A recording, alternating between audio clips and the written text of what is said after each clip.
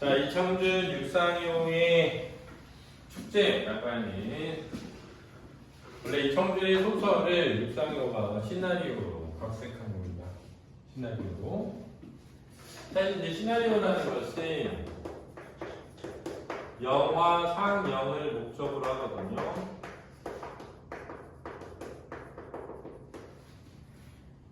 그래서 영화 상영이라고 하는 것은 두 가지 특징이 있는데 연출과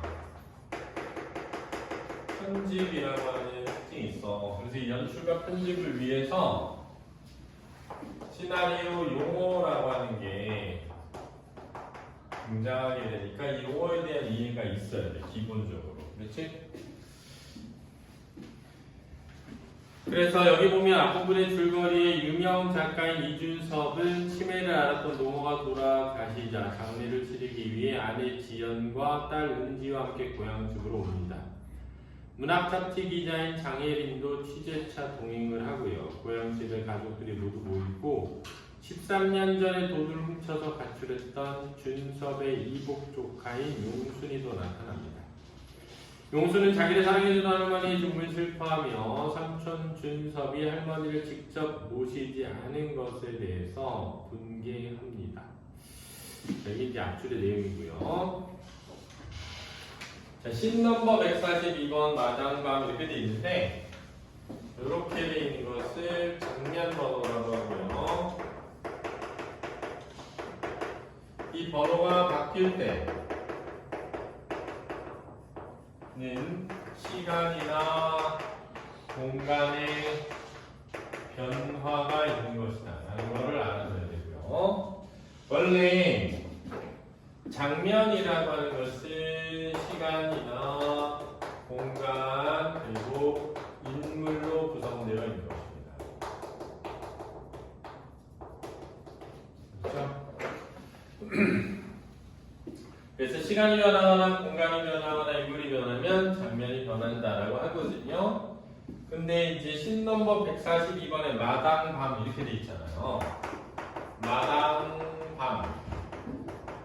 자, 여기 있을 때 이 마당이라고 하는 게 공간, 밤이라는 게 시간 이렇게 돼 있는 겁니다. 그렇죠? 시에서 향상과 양과자 등을 늘어놓는 용순과 향상은 제사 때 향로를 올려놓는 상이고 양과자는 케이크나 빵 같은 비스켓 같은 과자를 뜻하는 거래요. 어이없이 보는 가족들 그랬는데 자 이런 걸 뭐라고 하냐면 지시문이라고 합니다. 지시문. 이 지시문은 동작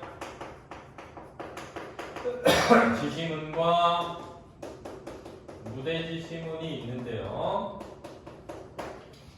자, 이런 지시문은 이제 동작 지시문이라고 하는 거예요. 이렇게. 자, 광주누님, 먼 홀같지 않은 것들이다며 살아생전 안 잡수던 걸 제상에 올려놓는다고 잡순다더냐 할 때 이 안 잡수던 것이 바로 양과자겠죠. 양과자. 근데 이렇게 광주누님 이렇게 나왔을 때 요게 이제 등장인물이고요. 이 땡땡에 있는 요 부분이 주로 대화죠. 인물 간의 대화가 나오는데 이 대화는 대사의 일부죠.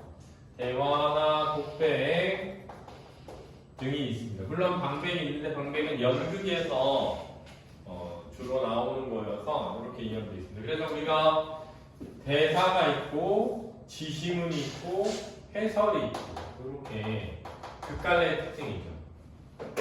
희곡과 시나리오의 특징이.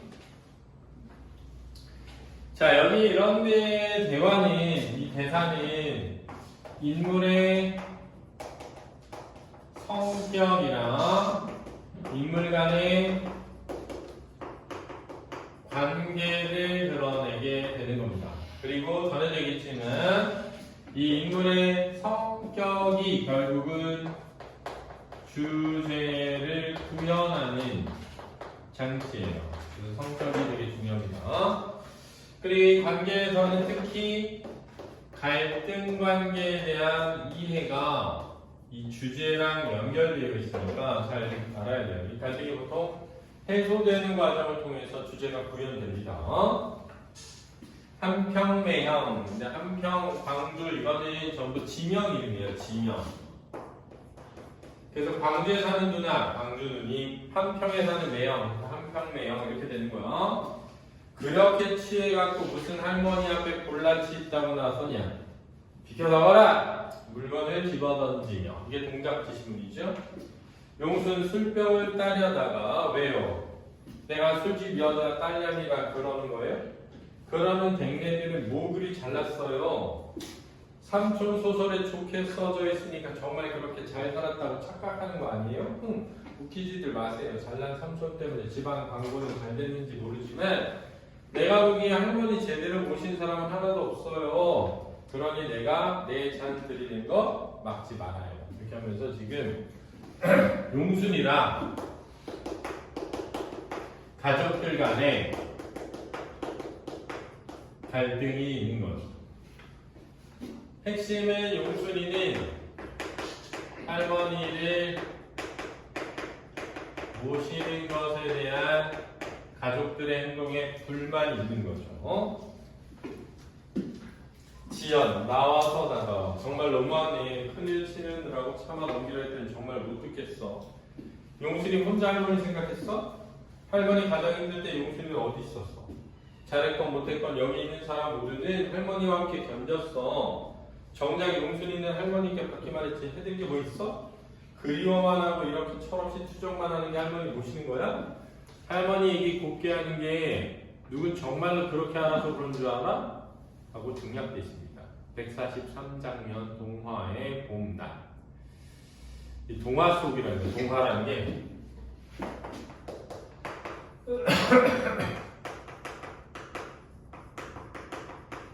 그러니까 영화 안에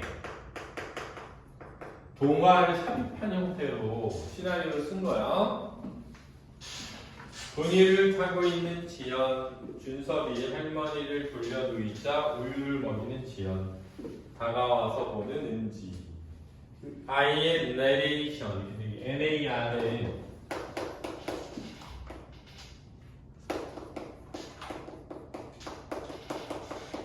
내레이션입니다.